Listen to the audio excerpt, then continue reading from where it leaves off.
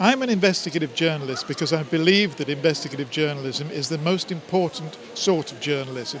It's journalism in the public interest. It's finding things out that important people, powerful corporations and governments want to be concealed, and it's telling the public things they ought to know in a functioning democracy. Investigative journalism isn't a commercially profitable activity compared to other forms like celebrity journalism because it's difficult, it's uncertain, it can be expensive, it can be dangerous. And therefore there's been a growing trend for donor organisations to support non-profit journalism of this kind. And I think without it, investigative journalism would be in trouble.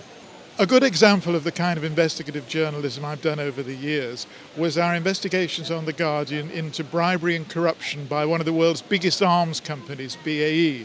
And over several years, and writing hundreds of stories and collaborating with journalists from all across the world, we managed to show that there was a network of secret payments of hundreds of millions of dollars by BAE to countries all over the place, Saudi Arabia, South Africa, Romania, Chile, you name it, and they were making secret corrupt payments.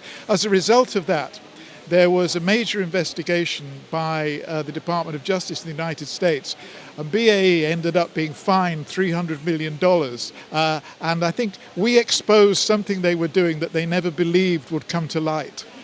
Obviously, when you're doing a lengthy investigation, such as the one into BAE, in which over the years, obviously we did other things as well, but it really took literally 7 years from start to finish before we got a result.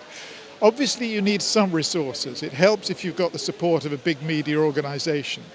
But the truth is that investigative journalism, at the end of the day, isn't actually about money, and it isn't about expensive equipment. It's about having the right attitude of mind.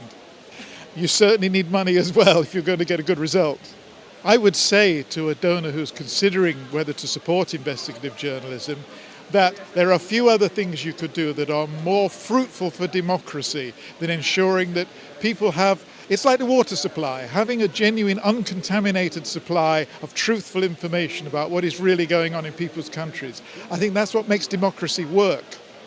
I've found that these international conferences of investigative journalists have been immensely valuable, not only because they inspire young journalists to see what can be done, but because they enable people like me and other journalists to network and make contact with others and work collaboratively, because so many of the things that happen in the world happen on a global scale, and journalism badly needs to catch up and operate globally as well. Well, it was at a conference in Norway organised by the Norwegian Investigative Journalists organisation where I first met Julian Assange, for example, and he first showed me and other journalists the leaks he got from WikiLeaks. That was of the helicopter video of them shooting down unarmed civilians in Baghdad. And that was really what caused a worldwide outcry. So that came to light first at a journalism conference. In Kiev, the last GIJC conference a couple of years ago was when Gerard Ryle, an Australian journalist, distinguished journalist, first shared with us his huge database of leaked documents from offshore companies, which led to a 2-year worldwide investigation by scores of journalists who've exposed now people all over the world who've hidden money offshore. It's absolutely vital to invest some money in training a new generation of investigative journalists around the world, because techniques of investigative journalism are now developing at an impressive rate.